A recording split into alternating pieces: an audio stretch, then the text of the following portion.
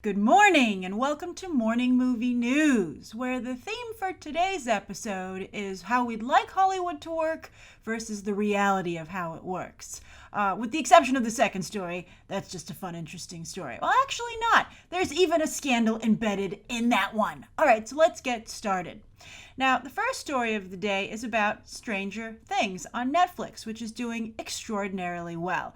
That's something that debuted mid-July, but just continues to pick up steam. And in fact, one of you commented on my video yesterday about the MCU, the Marvel Cinematic Universe directors, that you're just waiting for somebody in the comic book sphere to pick up the Duffer Brothers, right? They're just sitting there on the table. Who's going to make a move? And I think with headlines like the one that just came out this morning or late last night, that timetable should be sped up even more. What's the headline? Well, Stranger Things is the third most popular show on Netflix, according to an outside party, which tries to follow the traffic as best they can. Because Netflix, of course, does not have to make that information public, and rarely does in terms of their viewership. But the number one watched show on Netflix is Orange is the New Black, followed by Fuller House. Who would have ever seen that coming, right? That seems to have been an excellent investment. And then Stranger Things is next with about 14 million people an episode. It's ahead of Making a Murderer, Daredevil Season 2, and Jessica Jones, the shows that this third-party company was tracking. But here's where things get really interesting and a little depressing. All of those shows through Daredevil Season 2, so Orange is the New Black, Fuller House, Stranger Things, Making a Murderer, Daredevil Season 2, they all come in around 14 to 13 million average viewers an episode, right? Then Jessica Jones, the only female-led show of the group, drops to 6.5 million. Oh my God, that's so far behind. I guess Orange is the New Black is a lot of women, obviously, and some could argue, well, that's the number one show. But that's a show it's a prison show. It's got that going for it. It has very strong, lesbian situation.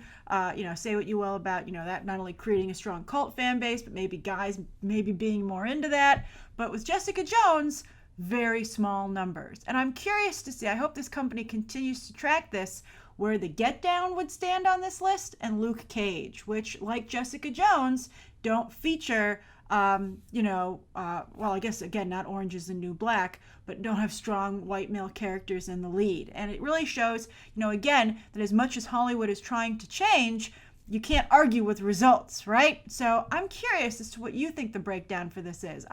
Maybe because Orange is the New Black was first. Also, you don't see House of Cards on there, so the list is hardly complete, to be fair. And I think that, of course, the Robin Wright role is getting larger and larger on House of Cards, but it's still very much Kevin Spacey's show. But I think that's very interesting. I was shocked to see how far behind Jessica Jones was, because I think it's an excellent show, certainly as good as everything else that's on there.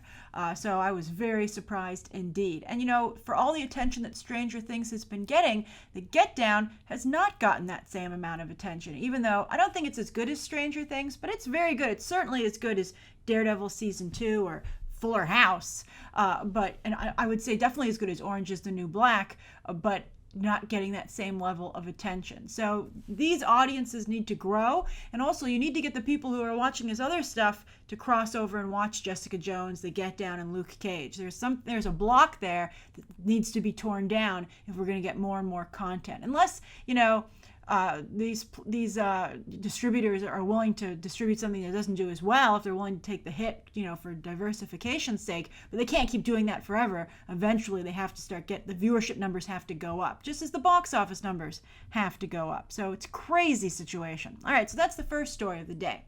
Now, the second story of the day is that The Big Short was a big, strong awards contender, won Best Screenplay.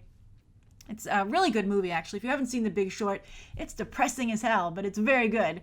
I think it's a very good film. Adam McKay, fantastic, prestige debut coming off of all of his Will Ferrell comedies. But anyway, of course, when Hollywood has something that's somewhat successful, they want to imitate it. So now they want to do The Big Short of fantasy sports focusing on the situation of FanDuel and DraftKings, two fantasy sports websites that many states argue are really gambling sites, and they need to be reclassified and follow those laws. So it's been a big scandal. ESPN just broke a big investigative piece on it, and someone's writing a book about it called The Big Game, and it already has been purchased by Appian Way, which is Leonardo DiCaprio's production company. So they want to produce that movie. But I was fascinated to see that in the coverage of this deal, Leonardo DiCaprio's name was not mentioned. And I'm wondering if he's trying to stay off the radar right now, especially when it comes to producing movies, because he's having his own scandal, and that is with the financing of the Wolf of Wall Street movie. That came from a foreign country in Asia, Southeast Asia, and there are a lot of questions as to where that money came from and whether or not Leonardo DiCaprio knew about it. It's an ongoing investigation. They're looking into his financials, and I think he just probably is like, what, produce movies? I don't do that. So I think that's very interesting development indeed. His name for sure should have been mentioned in that news piece. Now, speaking of damning news pieces, there's a book that's not quite published yet, but it's already making the rounds in Hollywood off of a pirated copy that everyone's forwarding to each other. And that's called Powerhouse, The Untold Story of Hollywood's Creative Artists Agency. Creative Artists Agency is the big agency in Hollywood. It's like the first super uber agency that, helped do packaging. Like Mike Ovitz built that place, and he, of course, then went to Disney, where he got the infamous golden parachute when it was proven that he didn't know what he was doing when it came to making movies. He was really only good at being an agent representing the people who should be making the movies. And also they have like this big office in Century City called the Death Star, because it's like this big black glass behemoth. I love this kind of stuff. It's really cool. But anyway, other agencies, of course, are trying to compete, right? And, you have William Morris Endeavor, United Talent Agency, and Creative Artists Agency has come under a lot of fire. For instance, somebody ran these ads at the Century City mall across the street, basically, from CAA, making fun of them. And, everybody said, oh, it's William Morris Endeavor, or UTA's behind this. It was very sophomoric. But, it was not sophomoric when United Talent Agency stole, CAA says they stole, their entire comedy division and all their comedy clients. So CAA's been having a rough time of it as of late. And this book is making things even worse. What is it? Well, the book details that recently CAA, a controlling stake in the firm the agency was purchased by a private equity firm, and everybody knew that the three people who head CAA got $90 million to split amongst themselves. But what everybody didn't know, which this book reveals, is that they got an additional $40 million each secretly under the table, and it was at the same time that everybody else on the staff, including other big agents at the agency, were told that their bonuses and their expense accounts would have to be trimmed down because there wasn't enough money to go around after the acquisition. Oh, it's hilarious to us, but the three heads of CAA are not laughing. It is like a major, like DEFCON 4 or 5, or the biggest one over there, DEFCON 6 or whatever, and they have a real problem in that agents are so furious about this that they're ripe for poachers from other agencies, and that they could be facing major defections. So I think this is not only fascinating because it shows, a lot about what business is like, not only in Hollywood, but everywhere. But this reminds me a little bit of that open letter from Warner Brothers.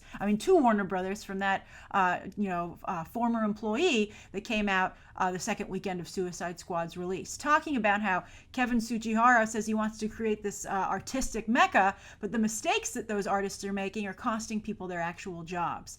And I think it really points to a huge, we talk a lot in this country about the 1% versus the 99%, and you can see such divisions arising within the companies, at least, in companies in general, but Hollywood is not immune to this. That, the top people, the top executives are looking out for themselves and getting huge paydays. That's like when you split the 90 million, so that's 30 million each, so 40, that's $70 million for each of those people. And some dramatically reduced bonuses for everybody else. They could have each taken the 40 million and then given the 30 to everybody else, right? Each of their 30s to everybody else. It's just crazy. And you see that same anger at Warner Brothers. So I would ask you, do you still feel that the Warner Brothers open letter is fake, considering this kind of environment. I mean, that's one of the things that made it feel very real to me, is that I understand that mentality, and I know that it's possible to have that happen, and that these people are having to fight back. The lower suits fighting back any way they can, be it with an open letter or defecting to another company, where they might do the same thing to them. So maybe the open letter is the way to go. But anyway, those are the 3 stories of the day. Now, as for the viewer question, it's a great one from Texmathy. So I think that's like Timothy with an X, which I think is cool. So Timothy says, "Hey Grace, longtime fan of BTT from England. Hello. And I love your content regardless of whether or not I agree." Thank you. I appreciate that. My question is, in comic book movies, do you think it is more useful to have artistic directors over commercial directors? Much love, Tim. All right, great, Tim. I love it. Well, I would have to say, so artistic directors versus commercial directors. I have to say that while I personally would love to see more artistic directors moving into the genre, I think that from a business standpoint, it's not the smart move. Because when you look at someone like Julie Taymor or Chris Terrio, Julie Taymor, of course, Spider-Man Turn Off the Dark, or Chris Terrio writing Batman v Superman, as well-intentioned as these individuals are, and I do believe they're all very well-intentioned, it just doesn't work out because their sensibility doesn't match what the majority of audiences want from a comic book movie. So I think you really need to go with a commercial director because that experimentation just doesn't make sense. Now, I want to put a very strong qualifier on here, and that is that a commercial director does not mean someone who is artistically devoid of any merit, because Steven Spielberg and James Cameron are fantastic. You know, they couldn't be more commercial directors, but I think the quality of their work is also spectacular. They just have a artistic sensibility that is, that is very, very appealing to the masses. And also, both of those directors are very strong producers, and I think they're very aware of how their films need to perform financially at the box office. And I think that's really important. Like, we always make fun sometimes, some of us do, of James Cameron's films, but I mean, he has the 2 highest grossing movies of all time, Titanic and Avatar. I mean, Avatar actually is the highest, and then Titanic. And a lot of them, we were like, they're so schmaltzy. But you know what? James Cameron realized that's what a large number of people want in their movies. And not only do they want it, but they will pay to see that movie multiple times because they like it so much. So he's a genius, and that's really, you have to respect that. So I think that you want those type of directors working on the big commercial properties. And I think that I like the artistic aspects to it, and I wish that artistic directors could put on their business hats for the big projects. And maybe sometimes they do, like George Miller, but Mad Max Fury Road didn't perform as well as it needed to. And it's not getting a sequel because of it. So at the end of the day, you need the commercial directors, because when it comes to the franchise films, the comic book movies, they are very big financial performers for a studio's bottom line. They are a product more so than most of the movies that are made in Hollywood. So if you want to have the artistic directors, you have them go make There Will Be Blood, The Revenant, all those movies, and then you have, Hollywood has a diversification of product, and when it comes to the comic book films, I think they need to go commercial. I think that makes everybody happier, because with the artistic directors, that is also very divisive. Some people love it, but some people just absolutely hate it, and that's not good for business or the movie business, movie-going community either. So that's my response to your question, Tim. Thank you so much for asking it. Thank you, everybody, for tuning in today. Please write down below what you think of today's top 3 news story, Tim's viewer question, anything you'd like to see covered on Monday, and any questions that you might have. Thanks for watching. Bye.